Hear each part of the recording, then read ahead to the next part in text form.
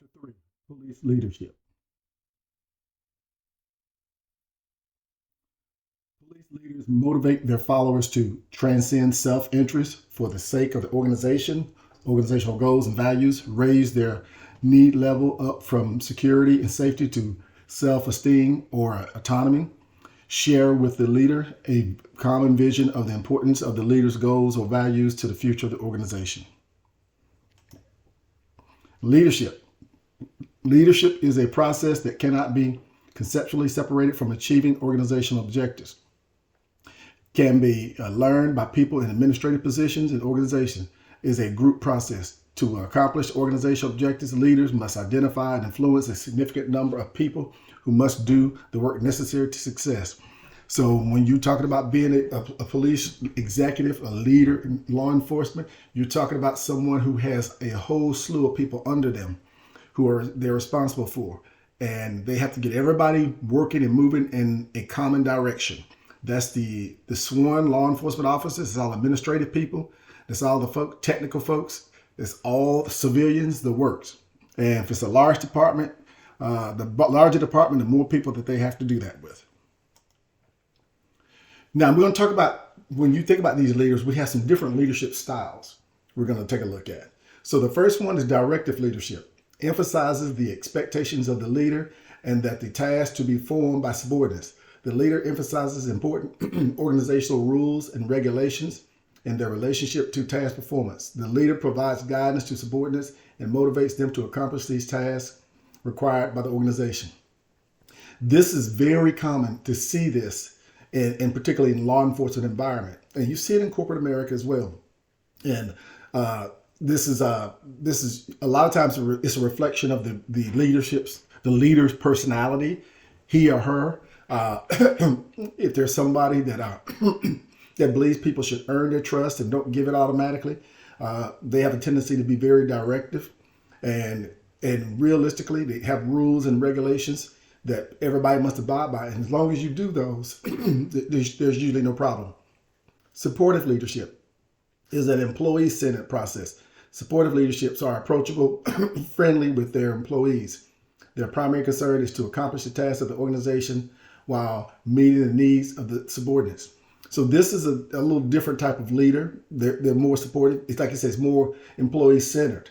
And I'll give you an example. And some of the times you see, just when it's more employee-centered, you may find with a directive leadership, they will be referred to a lot of times by their title.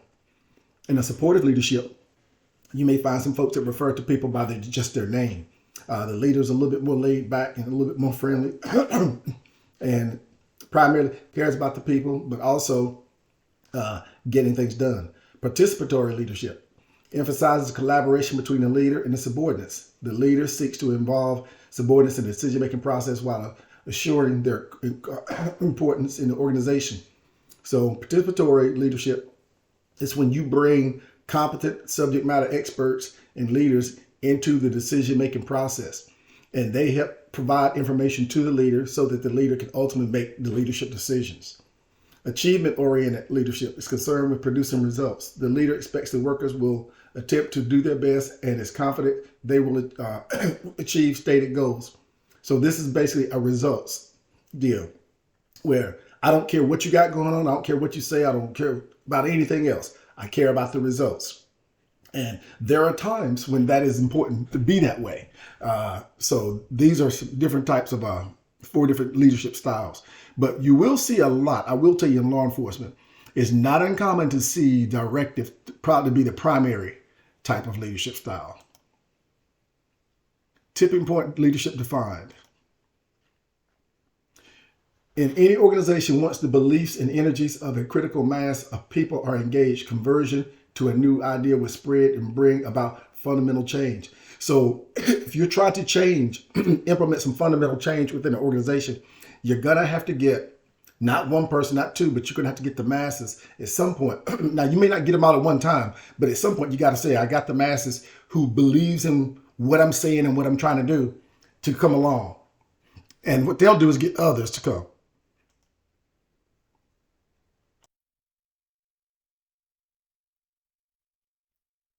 Individuals must call for change. You have to have the right people calling for change.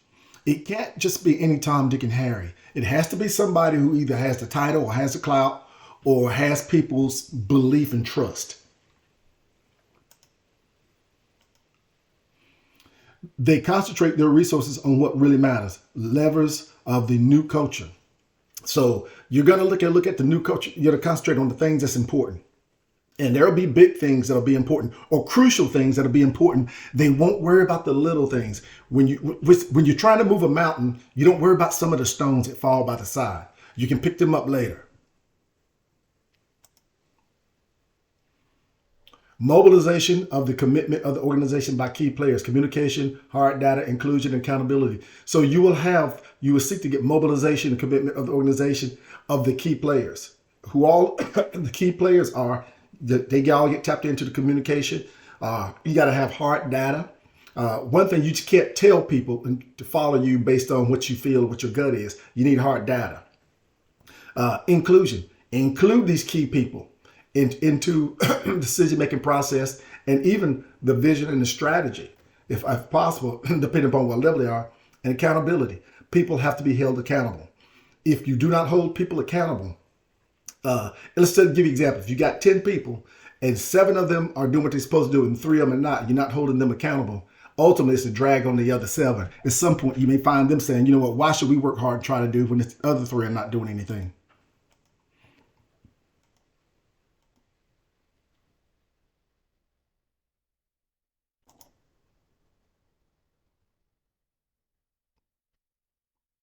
Silence the naysayers. So if you have naysayers, you have to silence them. These are the people who are basically working against your interests and the interests of the organization and what you're trying to do. First of all, you have to identify who they are. Once you get them identified, then you have to silence the naysayers by any legal means necessary.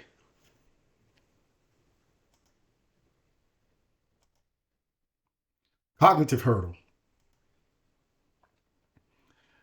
Getting people to agree on the causes of current problems and the need for change. You got to get folks to agree what is the problem. If you've got multiple people telling you multiple things are the problem, there's your problem. First of all, trying to fix them. You have to get everybody to understand. And one of the best ways to do it is to get people to prioritize. You don't tell everybody that, well, what you're saying is not a problem. What you're saying is not a problem. Tell you what, why don't we take a look and prioritize these and see which one takes precedent over the other? And this is one way you can address problems from other people, but you got to get everybody to understand, not only do we have problems, but what's the most important or most significant problem? Putting key managers face to face with operational problems and issues. When you put them out there and they get to see real world stuff, now they see it as it really is, not as somebody's telling them.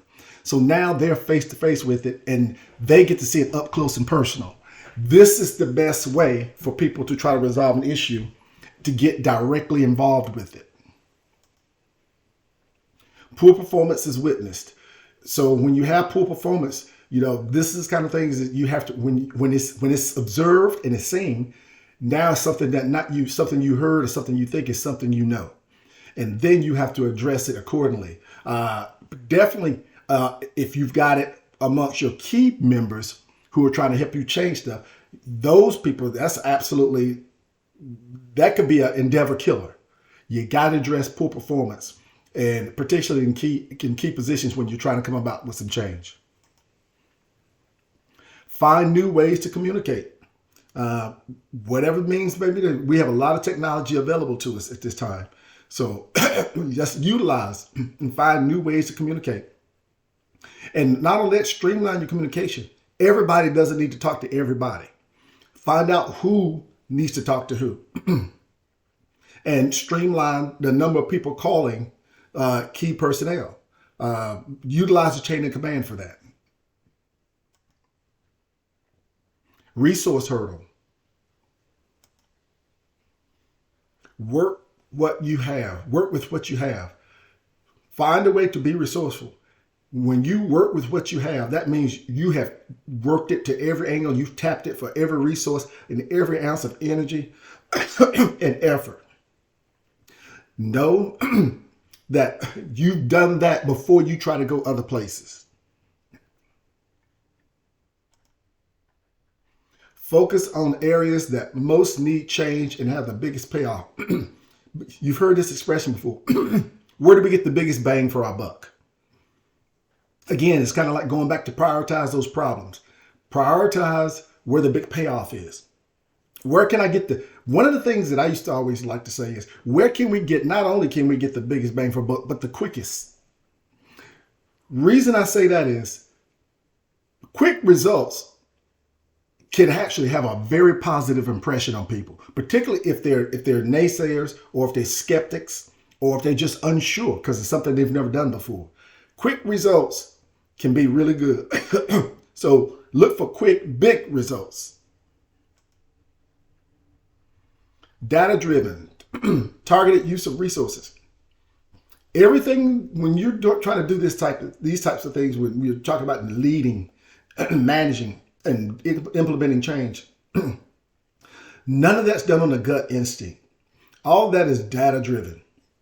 The data is going to determine where you need to go and what you need to do and what you need to deal with.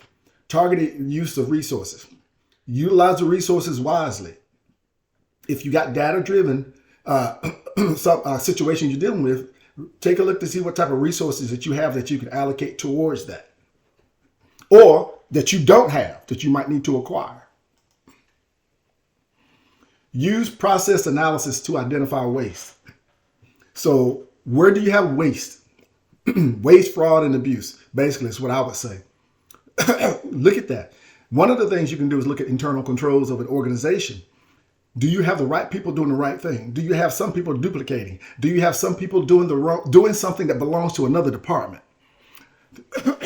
When you start looking at process analysis, you're trying to look at not only trying to identify waste, but inefficiency. And inefficiency ultimately can lead to waste. Use what you have more effectively. Find more effective ways to utilize your resources and use them effectively as much as possible. You may have something that you might find that, you know what, we've never used it this way, in a certain way. But try it and see what comes out of it. You may find that, you actually have a resource, a hidden gem resource you didn't know you had because you never used it but one way. Motivational hurdle.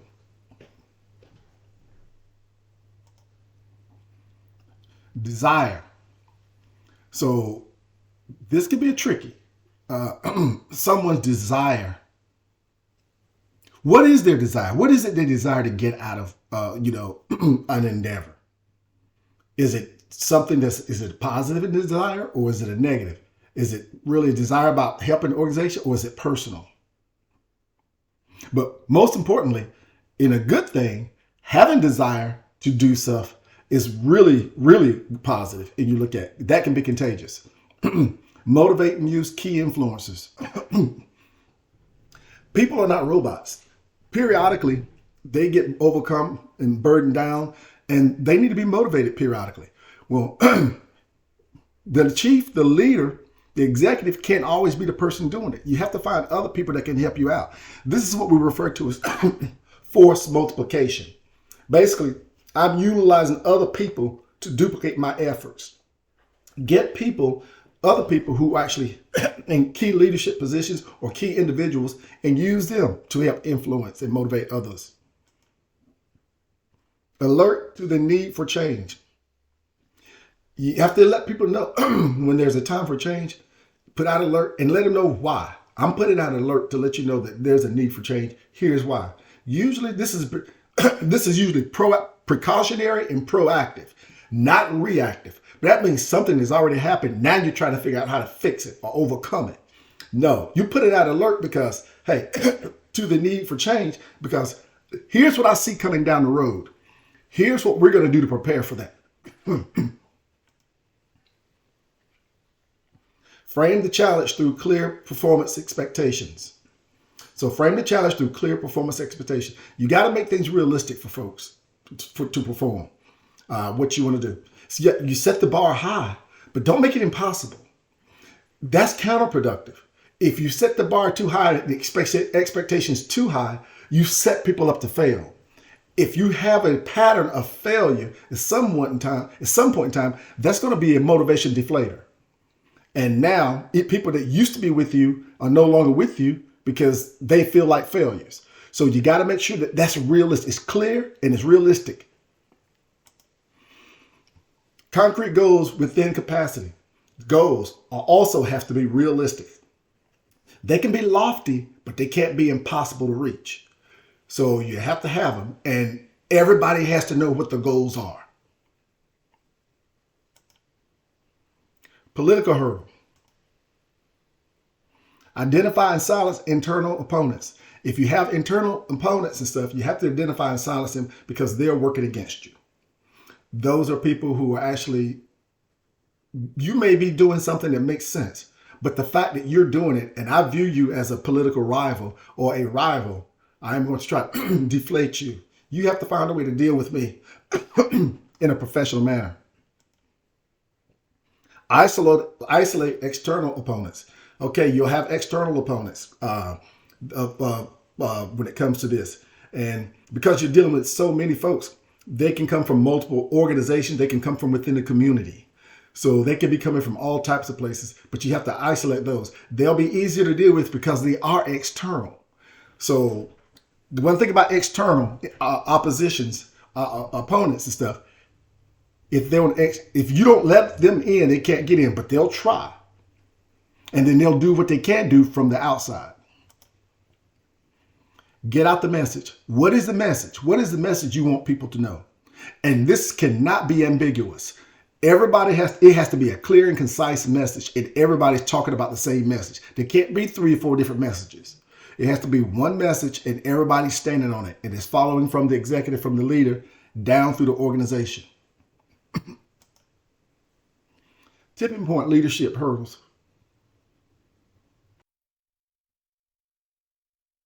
Tipping point leadership hurdles. So cognitive, put managers face to face with problems and citizens. Find new ways to communicate. From there, we're looking at resources. Focus on areas where change is most needed. Use what you have. There we go to motivational. Be alert to the need for change. Frame the challenge. Use key influences. Political. Identify and silence internal opponents. Isolate external opponents. So when you look at this, going in counterclockwise, these are the things that all comes into place when you're trying to make those decisions, trying to make those change as a leader. And so you see, it's a correlation. It's not 1 or 2 things. It's a correlation of things that must happen. Now, they don't have to happen simultaneously, but they have to happen in sequence.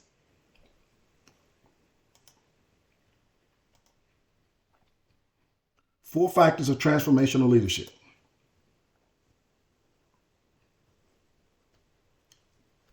Idealize influence. So act as a strong role model for followers. Have very high standards of moral conduct. Inspire trust among followers. Provide followers with a sense of mission. So lead by example. Have high moral standards, not only for yourself, but set high moral standards for others, the followers. If you do that, it's one thing. It's one thing to tell people, do as I say, but not as I do. And they won't respect you for it. And they'll see you as a phony and people won't follow you. But if you hold yourself in high moral conduct and everyone around you, that builds a level of trust. And people will see that and they'll have a sense of mission and they'll follow you. Inspirational leadership. So followers want to identify with leaders because of their ability to find goals and state how they can be accomplished and set high standards with confidence. Inspire people. There are times when sometimes people may not buy what you're telling them 100%, but that small percentage that you need to get them there might be inspirational. This is why I tell people you can use emotions for good. We always hear don't use emotions in business. Well, there's bad emotions, but then there are good emotions. When someone's an inspirational speaker, one of the things they use to their advantage is their emotions, how they communicate. And because now you connect with not the leader and the follower, you're connecting from person to person.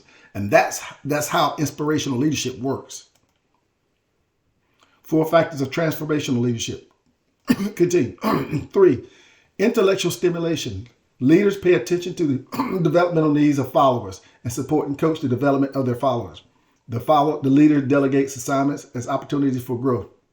So develop people, and one of the ways develop people and get them stimulated is get them involved and allow them to think and give input.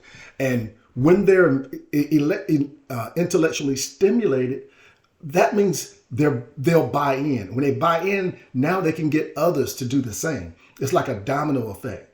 And by giving them opportunities to do things with a certain level of responsibility, it gives them opportunity for growth. And also, a couple of things happen there. They get to take ownership and they get to take pride in what they do. And they feel like they belong and they're part of something versus just being a worker.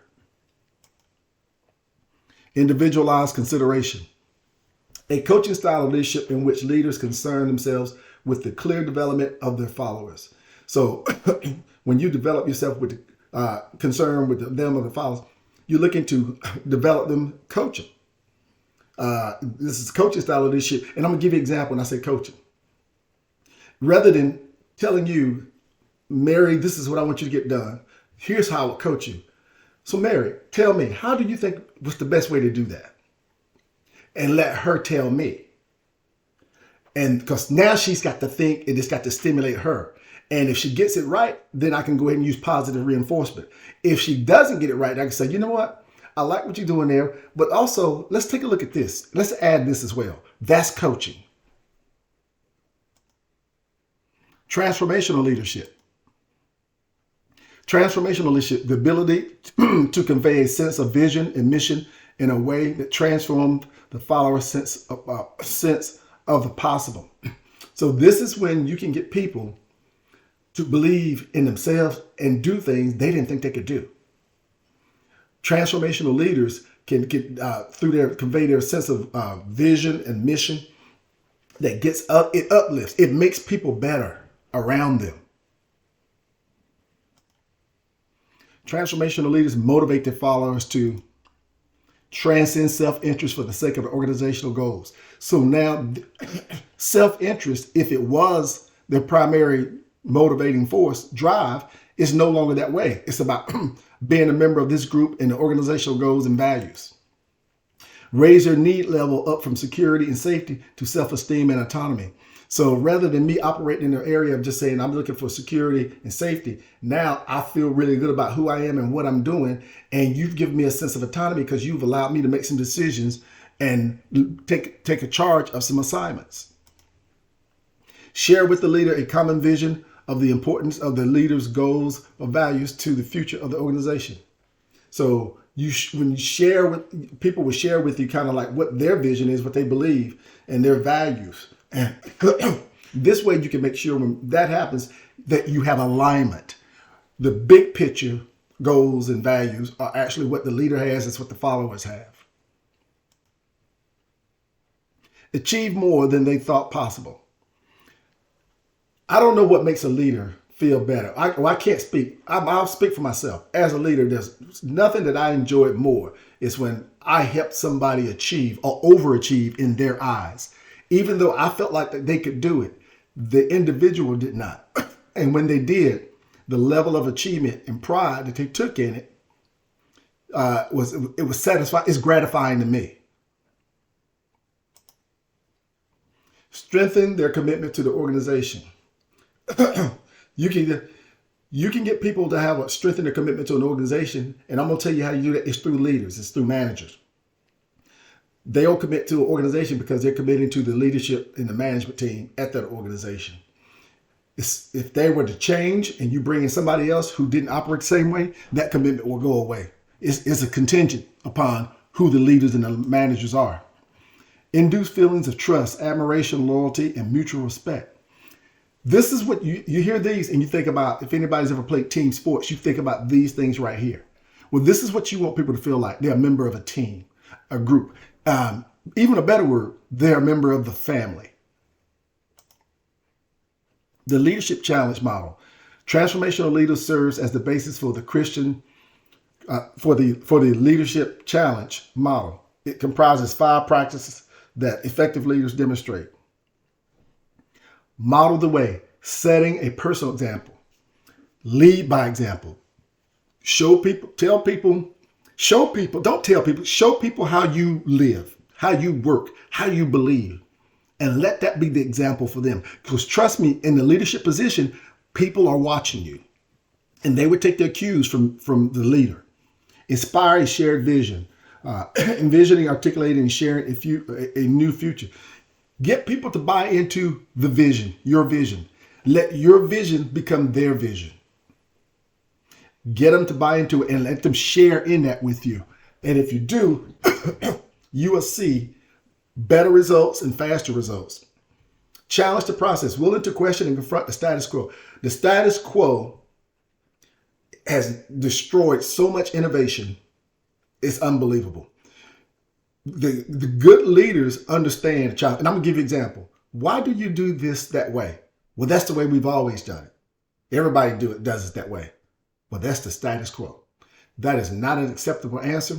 And leaders are willing to challenge the status quo and question stuff, all in an effort to make things better. Enable others to act, nurture, and empower the development of others.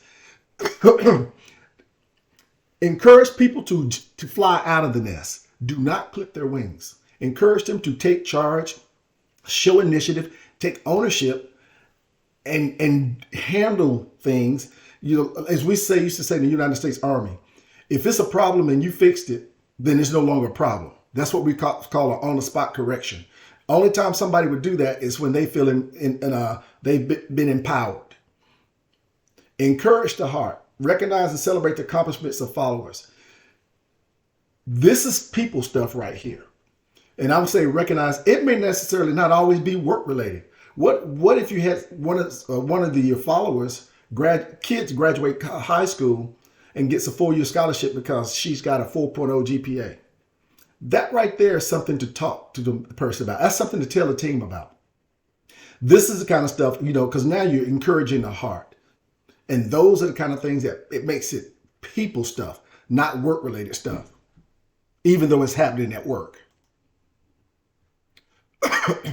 Servant leadership based upon 5 basic principles: concern from people, stewardship of the organization, equity, indebtedness, self-understanding or awareness. So when we look at concern for people, I've seen people who have a genuine concern for folks, and people know it. And I've seen people who had none, and I've seen people who have fake concern for people, and people can see that as well. That has to be genuine, that you do have a concern for people, about their person, their well-being. It's not just at work, but them as a person. Stewardship of the organization. What do I do within this organization to try to make things better for people that may not necessarily benefit me, but what can I do to help make things better within this organization? And this is all about serving and helping others. Equity or justice. Are you treating people fairly? If one person does something and they get written up for it, does the other person who does it get written up too? Because that right there is not fair. When 2 people do the same thing, but one gets written up and the other one gets a chastising. So you have to have equity. You have to be fair. It has to be justice. Indebtedness, the rights of followers, including the right to be needed, involved,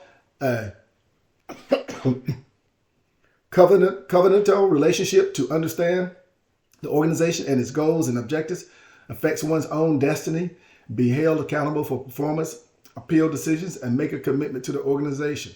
So when you look at, it's the rights of the followers, kind of like rights of being an American citizen. What rights do they have as followers? And are you abiding by that? Are you holding people accountable?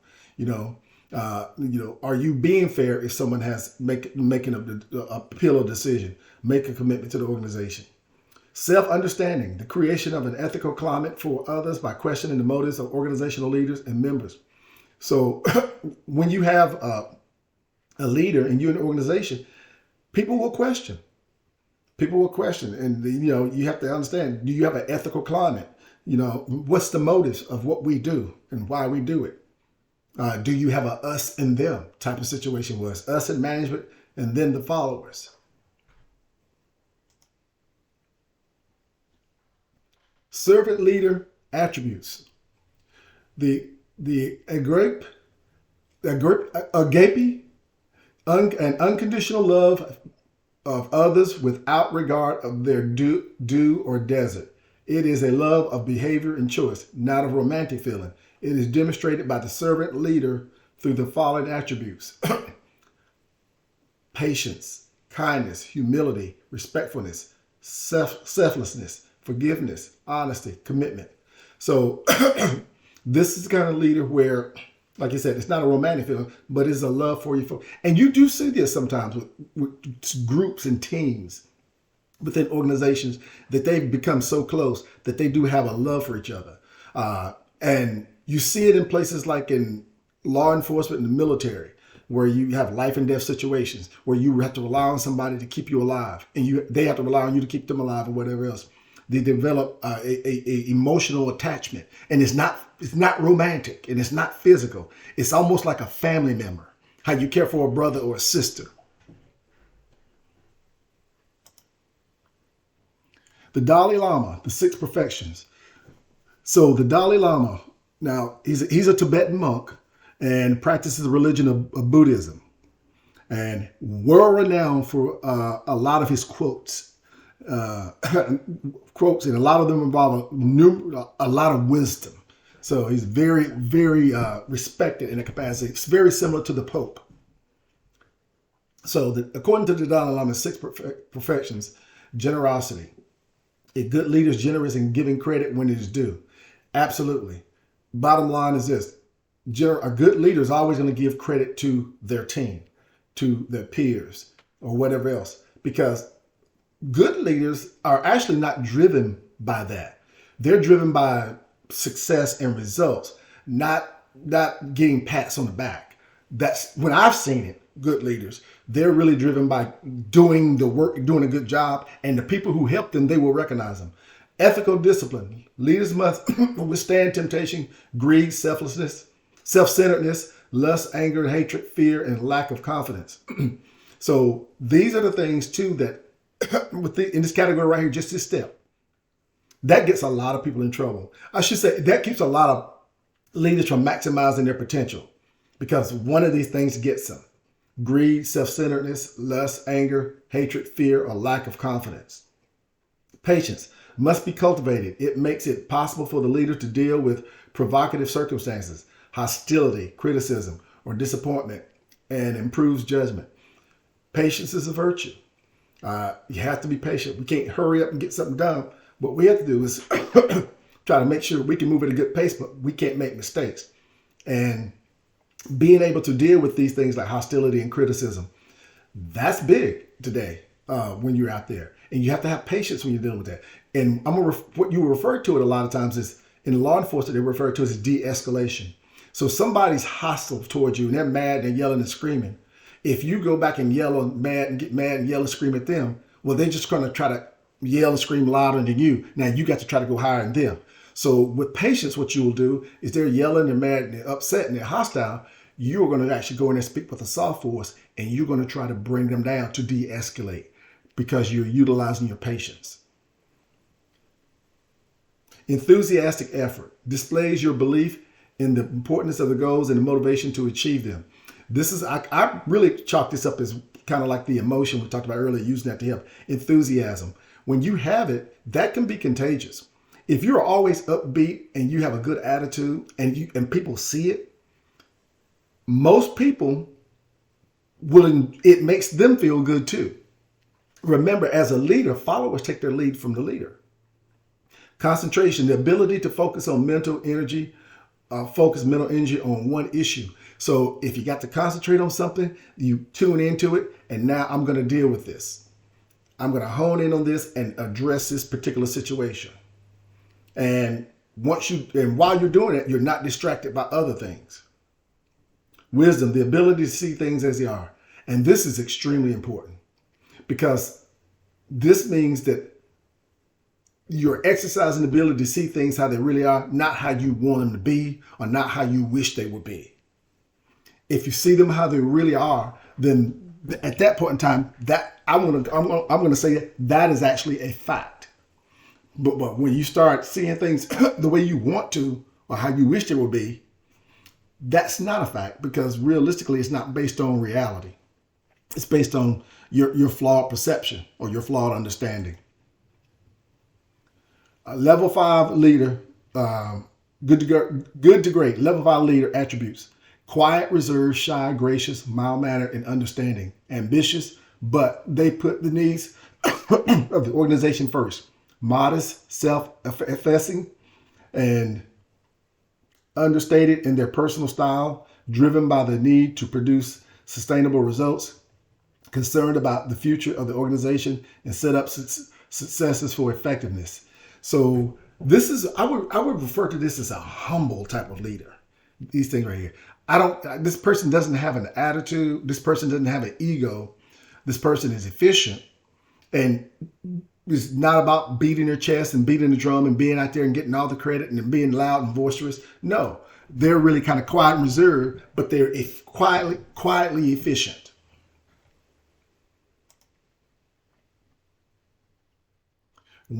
Window in the mirror.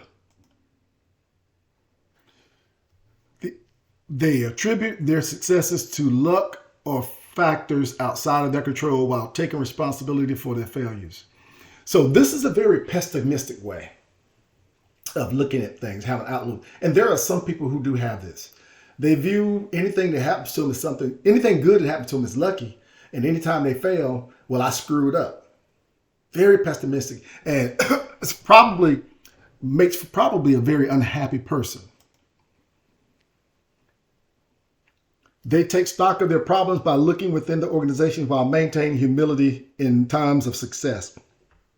So again, they're taking stock of their problems by looking within the organization while taking humility in times of success. If you're problem focused,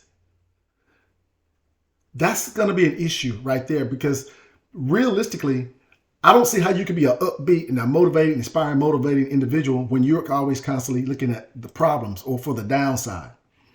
This approach helps leaders to focus realistically on their organizational problems and protects them from hubris, overweening pride. So when someone would, according to this, this says the approach helps leaders to focus realistically on the organizational problems and protects them from the pride. So if something's going to protect you from your pride, then that's a good thing, because pride can actually ultimately do a leader in.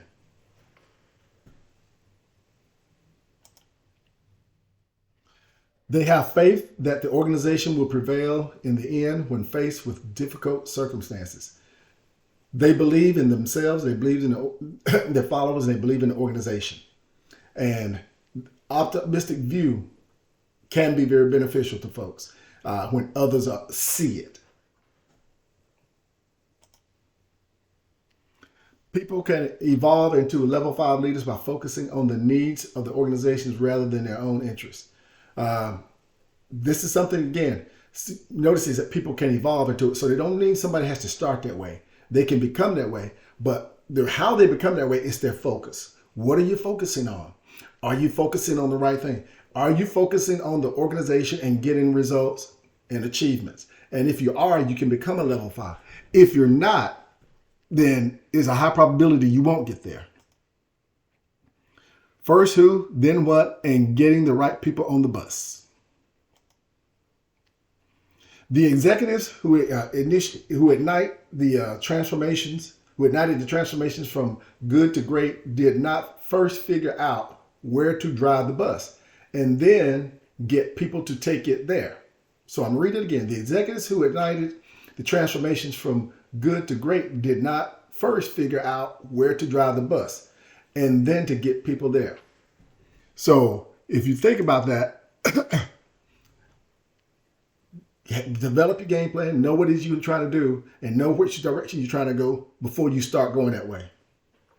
No, they first got the right people on the bus and then the wrong people off the bus and then figured out where to drive it. So they figured out before they started, like, you know what? We don't have the right people on this bus. We need to get the wrong people off, and then we'll figure it out. So in an organization, if let's say that you inherited a group of people that are working for you and they're not good and they're underperforming, then you got to go in and figure out who are the bad apples and let me get rid of them and bring in some new blood. The main point is not about assembling the right team. It is the great leaders assemble their teams before they decide where to go. The right people don't need to be tightly managed or fired up. They will be self-motivated by the inner drive to produce the best results and to be part of creating something great. And I've always felt that way. If you have the right people in place, good things will happen. If you have the right, I should say this, there's a high probability good things will happen, and you have a better chance than just having just a body over there. Choosing the right people. Leaders succeed by attracting and keeping the right employees. 3 practical rules. When in doubt, do not hire. Keep looking. I have seen this bite people in the rear end on multiple occasions. Well, we got to hurry up and hire somebody. Well, we can't wait much longer. And they did. And then they found out they rushed to make a decision and they didn't get the right person. Now you've got them in there. Now you got to figure out, now what do I do with this person? Because they're not what I expected and not what I need. So when in doubt, do not hire. Keep looking. Act on the need to make a change in personnel. If you need to make a change in personnel, make it.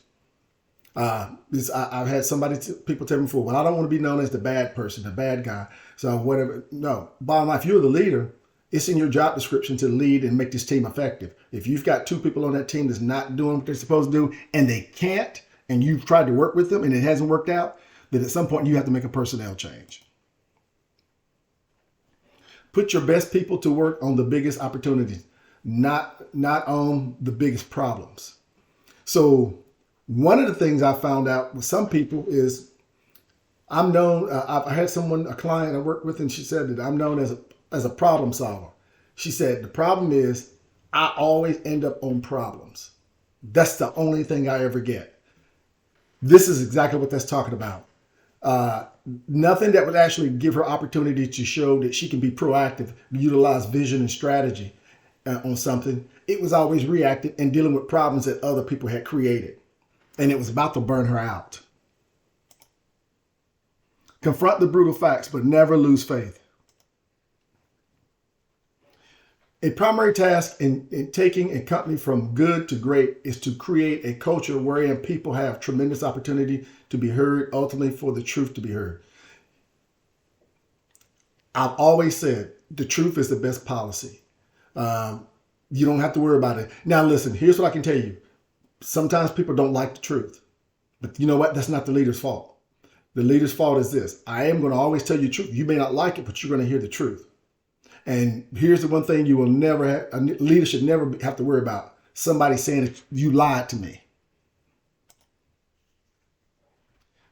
The great companies had red flag mechanisms and other tools for calling attention to information that cannot be ignored. So when there was something that that was outright that needed to be dealt with, and it was the elephant in the room, great companies would acknowledge that and say, you know what? We got a problem. We must deal with this. Now, let's set out to figure out, since now we notice, we all see it's a problem and we acknowledge it's a problem, how do we deal with it? The hedgehog concept.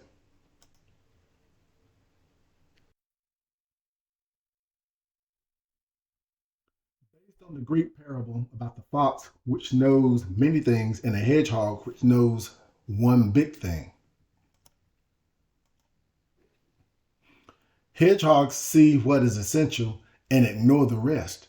So basically, they see what's important and they keep their eye on the prize and they don't get caught up with all the white noise around them. What is a hedgehog concept? For each company, it is understanding of what the company can do better than anyone else in the world. Know who you are. Know who you are as a company, know what it is you do and how you do it and what makes you unique and better than everybody else. Leaders must help organizations reflect on what the organization is passionate about. What's your passion? What's your mission? What's your passion? And everybody in the organization must know what that is.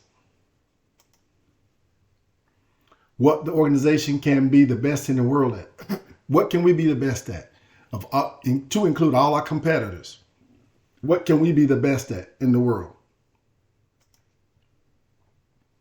What drives the organization's economic engine? Okay.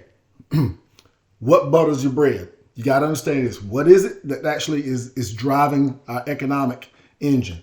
You know, what's the basis for that? And that you got to take care of, because that's your cash cow. That's the one that keeps the doors open. While you venture into other things, you have to take care of that. Culture of discipline. The great companies had a culture of discipline in which employees showed extreme diligence and intensity in their thoughts and actions, always focusing on implementing the company's hedgehog concept. In a culture of discipline, employees do not need to be disciplined because they have self-discipline, so they can be given greater freedom and responsibility to do their jobs. So this is ultimately where all leaders and organizations aspire to be. We don't have a need, to shell out discipline because our people do what they're supposed to do. And we don't have disciplinary problems. Everybody's responsible. Subsequently, they have liberty and freedom more so than a lot of other organizations do, a lot of other people in other organizations. Bureaucratic rules for the purpose of control are unnecessary. Rules just to have rules doesn't make sense. And depending upon who is in charge, some people like rules, even when they don't need them. The problem is it's counterproductive. If you have people who are responsible and they do what they're supposed to do, well, who are you writing rules for? They don't need them. So come up with rules and stuff for what you need. Stay away from the things that you don't need. Technology accelerators. Technology is not a key to success. Executives should not seize on every technological fad simply out of the fear of being left behind. So just because it's something new fad that's out there doesn't mean it's something that you have to jump on the bandwagon. Is it something that makes sense for you? Now, and this can be tricky for some people. Some people like to stay on the edge of technology. They're gadget people. I like the new gadget. I'll give you an example. Some people, as soon as the new iPhone comes out, they got to get it. Not because they need it, because they want it. You also have this in the corporate world where people are like, well, we need to get this new technology out there. Well, is it warranted? First of all, compared to what you currently have, look at the cost and the rate of return that you may be getting. So you have to practice some restraint when you're looking at all these new shiny objects. It only helps if it helps to accelerate momentum that already exists. So if it takes you and moves you on a scale of 1 to 10, you go from a 5 to a 7, then that's something that may make sense for you. But now if you go from a 5 to a 5.5 or a 5 or 5.9 or a 6, do you really think that's something that's going to help you? The flywheel and the doom loop. The flywheel image captures the overall feel of what it's like inside the companies as they went from good to great. No matter how dramatic the end result, the good to great transformations never happened in one fell swoop.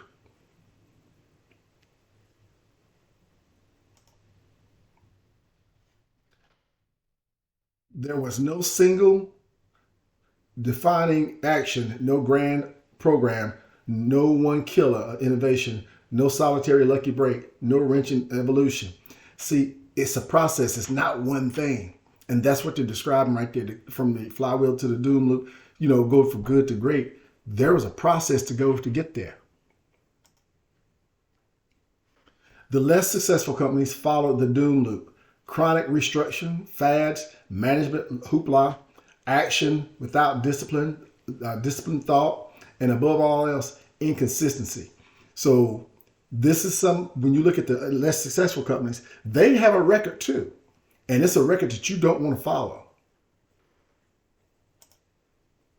Big, hairy, audacious goals. Turn goals into results. R. Long term. Leaders should think in terms of becoming the most powerful, most far-reaching, and most successful at what their organizations do. Think big. Think big, go big, and grow big. That's what that boils down to. And I mean, if you think about Microsoft or Apple, I mean, you look at Steve Jobs. It's one thing that I do know from watching the movie. The guy did think big. And there were people who thought he was crazy. And he was trying to do things that couldn't be done. But I call those type of people the dreamers. And those dreamers, they can see and they can think about stuff that other people cannot. Clear and simple. Whatever it is you do is something, it might be big, but it's also clear and simple. Meaning it doesn't take somebody highly intelligent to understand what it is you do and what you provide. And it makes sense to them too. Connect to the core values of the organization. What's your core values? It's stay true to who you are. Once you have the core values of the organization, that's something that's going to define. That's like your morals as an individual. Core values are the morals of an organization. Tenenbaum and Smith, selecting a leadership style, 3 factors. Forces in the manager. Value system. Level of confidence in subordinates. Leadership inclinations. Feelings of security in conditions of uncertainty. Tolerance of ambiguity. So when you look at this, forces in the manager, what's the value system? I mean, what is the value system for the organization? The level of confidence in the subordinates. Does this organization believe they have the right type of people in the right places, subordinates, to go from one level to the next? Leadership inclinations. What type of leadership inclinations do you have? Well, we have inclinations for us that we are forward thinkers and we exercise vision and strategy. And that's been our inclination since from day one. And we're there. So we're always looking forward. We're never content. Feelings of security in conditions of uncertainty. Give you an example. A lot of people, a lot of businesses and stuff struggled when COVID hit. They struggled, and some of them did not make it.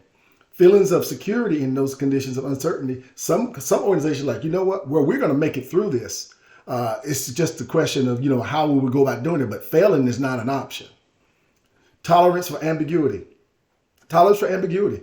There's so much uncertainty when it comes to getting things done and moving forward and dealing with people and leading people.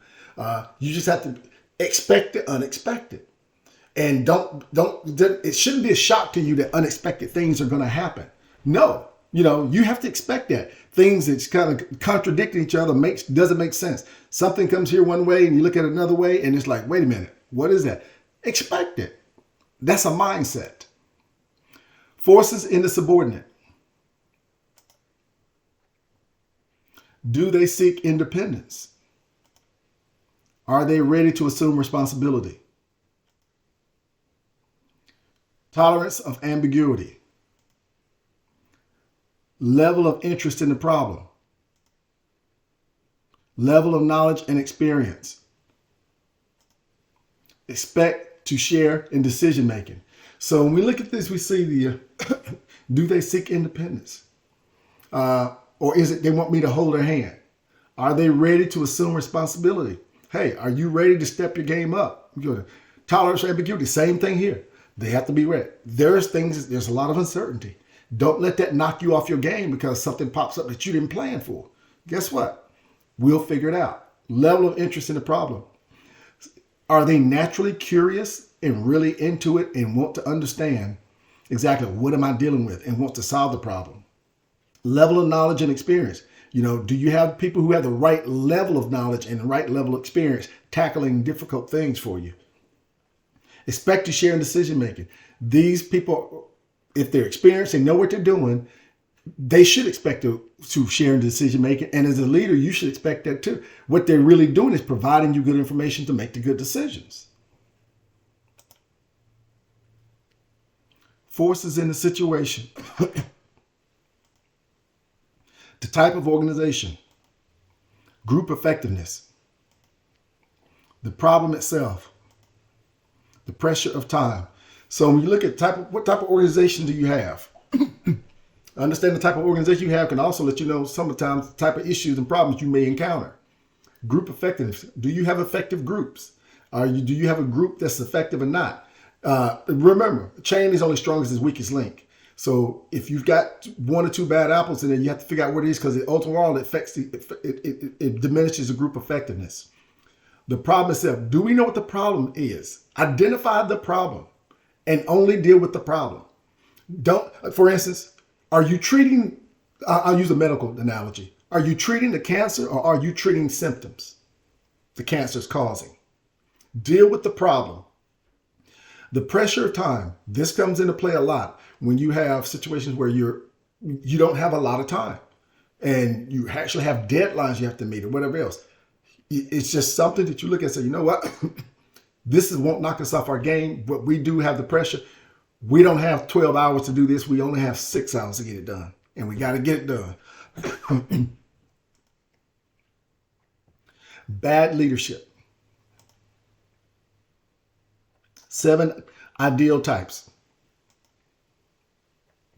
The first 3 tend to be bad as in ineffective. The last 4 examples are unethical behavior. So let's take a look at the first one, ineffective. The ineffective. Incompetent leadership. The leader and at least some of the followers lack the will or skill or both to sustain effective action. With regard to at least one important leadership challenge, they do not create positive change. Some leaders lack practical, academic, or emotional intelligence. Careless, dense, distracted, slothful, sloppy, or they are easily undone by uncertainty and stress, unable to communicate, educate, and delegate. So as long as we have people, you're going to have bad leaders, incompetent leaders. Good organizations don't allow them to stay in the positions very long. But unfortunately, some people, some of you who are listening to this will also end up working for someone who's an ineffective and bad, incompetent leader. Have experience with those. It can be very frustrating to have to work for somebody who's not good at what they do. And I will tell you this, to make it even worse, if you have somebody who's an incompetent leader and you're actually someone who's pretty good at what you do, incompetent leaders will actually try to do crush your will because they don't want you to outshine them. So this is something this is a very serious issue in competent leadership. There are a lot of incompetent leaders out there. And I'm gonna give you an example. Let's say they had 10 areas. Somebody could be competent in 7 areas or 8 or 9, but incompetent in 1. But they could be so deficient in that one that it's a game stopper.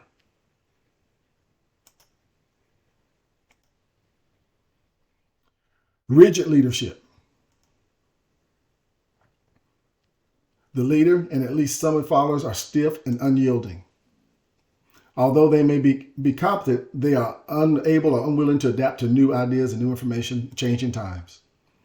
Wooden-headed, will not be moved by facts or logic. Intemperament leadership. The leader lacks self-control and is aided and abetted by followers who are unwilling or unable to effectively intervene. Failure to control their impulses. Former president of Russia, Boris Yeltsin, was very famous for his alcoholism, he splurges in alcohol. And realistically, he was a drunk and he had a lot of issues and stuff associated with that. And they tried to hide it, but there was times he got caught on camera and you could tell that he was drunk. And so this is when you have somebody who could not control his impulse for alcohol. So when we go back to rigid leadership, this is one that's very common too. And I'll be honest with you, you'll probably see this one more so than just outright incompetence, where people, they're unwilling to adapt. I know everything. I've been doing this 20 years. I don't need you to tell me nothing. I know how to do it. And one of the things they don't like is adapting to new stuff. Well, you've been here for 20 years, but some things have changed now, so we need to be doing some new stuff. They don't like change. They don't like new ideas. And this is when I've seen this before, when people have actually been removed from management positions or actually forced in retirement because they were holding back progress. Because they didn't want to change. They didn't want to grow with the sign of the times. And temperament, lack self-control. You can see this in people too. You see it in all types of various people, to include politicians. And Boris Yeltsin, yes, a politician, but where people just can't control their temperament is not right. And so at times they'll blow a gasket or show you some issue that they have that they've been trying to hide. Unethical. Callous leadership. The leader and at least some of his followers are uncaring or unkind. Ignored or discounted are the needs, wants, and wishes of most members of the group or the organization, especially subordinates. Martha Stewart, aloof, inconsiderate, selfish, hot-tempered, unreasonable. So when we look at this one thing, Martha Stewart was a billionaire before she went to prison. I don't think she's a billionaire now, but she's still extremely rich, multimillionaire. But one of the things that was labeled by her was that she was aloof, inconsiderate, and kind of selfish and hot-tempered and unreasonable and difficult to deal with. Well, some of those things actually probably was the reason that she became successful. The problem is, you start to get in large doses of it or whatever else. It becomes a situation where it's just like, okay, like you become a callous leader. And when you have people who are willing to ignore, discount others and not really take in consideration their goodwill, their feelings, or anything else, it's just callousness. Corrupt leadership. The leader and at least some of the followers lie, cheat, or steal to a degree that extends the norm. They put self-interest ahead of public interest, usually motivated by power and greed. Bribery, selling of favors, tax evasion, insider trading. Cooks the books, cuts corners, bends rules, breaks the law. Corrupt leadership. You'll see this a lot of times when you have people, when you hear about businesses that get into trouble or executives get in trouble and you find out what they've done and you hear about some of these things right there. Well, some of them have some issues where you think, how do we get? But I will tell you this. This is something that goes around the world right here. Motivating people to be corrupt, power and greed.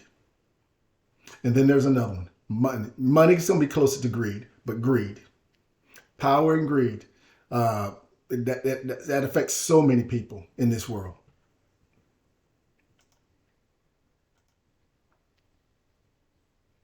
Insular leadership.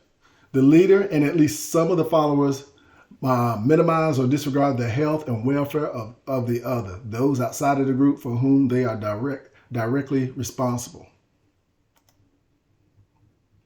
So when you see that, and I'll give you examples.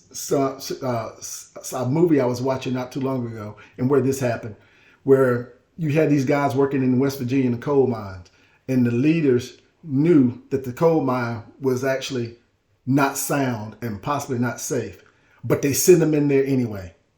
And then the coal mine collapsed and killed some of the men.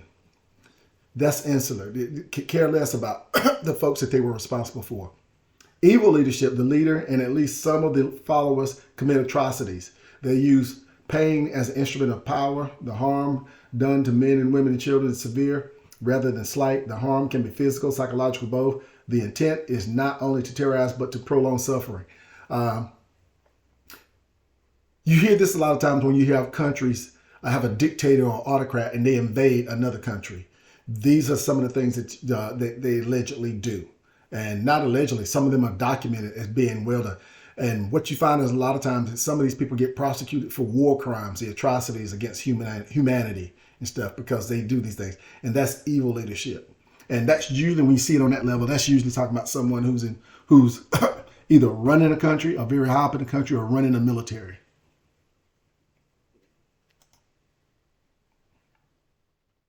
7 characteristics of police leaders. Ethical, trust, legitimacy, model the way, communication, competent decision making, effective thinking ability. So when you see these police leaders, yes, they have to be ethical because they're a chief law enforcement officer. Trust. They have to have trust for not only the people that work there, but also trust from the community. Legitimacy is credibility. If you don't have credibility, you're not going to be recognized as being legitimate. And that's when a community says, well, you all don't represent us. You're not our police. We view you as the enemy. Model the way. Model the way for how you want things to go within the organization and outside of the organization. And again, it's going back to leading by example. The communication process. Communication is something that's vitally important. Got to have communications within the organization and external. And associated with that communication is something else I'm going to refer to as transparency. Whenever you can be transparent to let the public know what's going on, do it.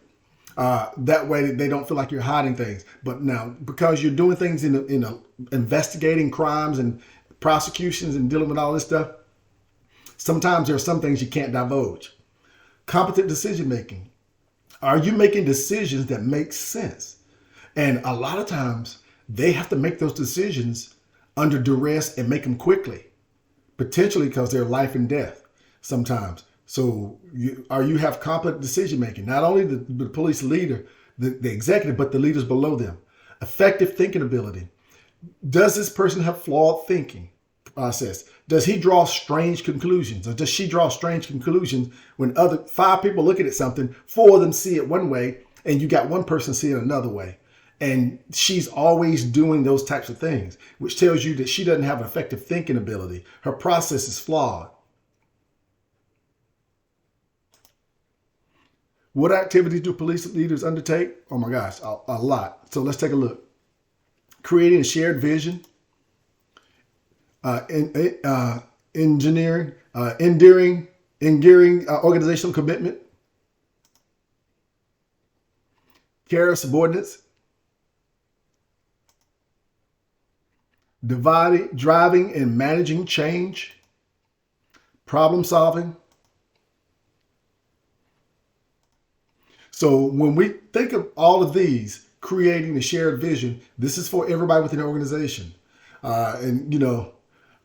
Engineering the organizational commitment is something that you got to get everybody on that same sheet of music. It has to be. I've seen organizations that were divided and about what the philosophy was, and that's never a good thing. Care for your subordinates. These police leaders, the police officers have to believe that that leadership has their back, because things can go wrong. They may have to shoot someone, or they may be in an accident, or things that can happen by virtue of out there trying to deal with criminals. But they need to know that the leaders have their back. Driving and managing change. Law enforcement agencies are notorious for not wanting to change. The executive and the leaders have to make sure that they're constantly advancing them forward or evolving. Problem solving. Solving the problems, solving the bad problems that they have to deal with sometimes. A lot of times when you're involving shootings, riots, school shootings and bombings and things like that, they have to deal with it, but they have to solve those problems. That's not something that they can procrastinate on, because sometimes that could be the difference between life and death. Common trait of police officers. Take risk and learn from mistakes. Introspection, reflective thinking. What is when you think in terms of let me go back, taking risks and learn from mistakes. A lot of stuff they learn by doing. A lot of times in law enforcement, we learn by actually doing stuff. And if you make mistakes, you learn from them. What you always hope for is never to make fatal mistakes or mistakes where somebody got hurt. Introspection, reflective thinking. What is your career stage?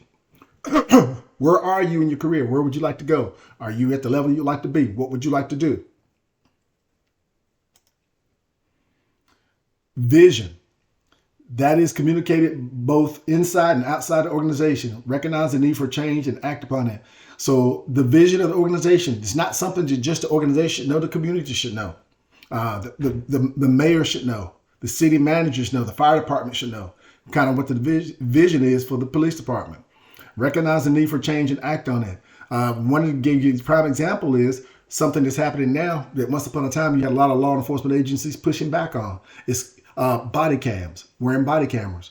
You had a lot of them that didn't want to do that. Now that's beginning to be the norm. That's part of that change that we referred to earlier that actually is happening. And so now you're seeing it kind of becoming the norm. Servant leadership, not out for themselves. You know what? I'm out to help others, and people can see this. This type of leadership, servant leadership, or I should say this, when someone's out for themselves, people can see it. This leader or these leaders don't have to say it, but others can see it because the decisions they make, the actions they take, and the things that they say and do lets you know that it's about self-preservation or self-advancement, and it's not about servant leadership. Keep in touch with officers about the lives of officers on and off the job. Seek them out. Listen to what they say and think about. Keep in touch with changing workforce. Understand their world and how they view it. Empathy facilitates communication. Knowing your officers. Know them as people. Know what's going on in their lives and stuff. These are the kind of things that helps a leader or leaders in law enforcement be effective and be in touch. Remember, because they deal in particular life and death situations, they need to have good relationships with folks, because you never know when you may need somebody to guard your back, to keep you from getting killed, to help you arrest somebody and go home that night. And good leaders want to be in touch with these folks to make sure they understand what's going on in their at work and also in their off time and on their own and with their families. That concludes this chapter.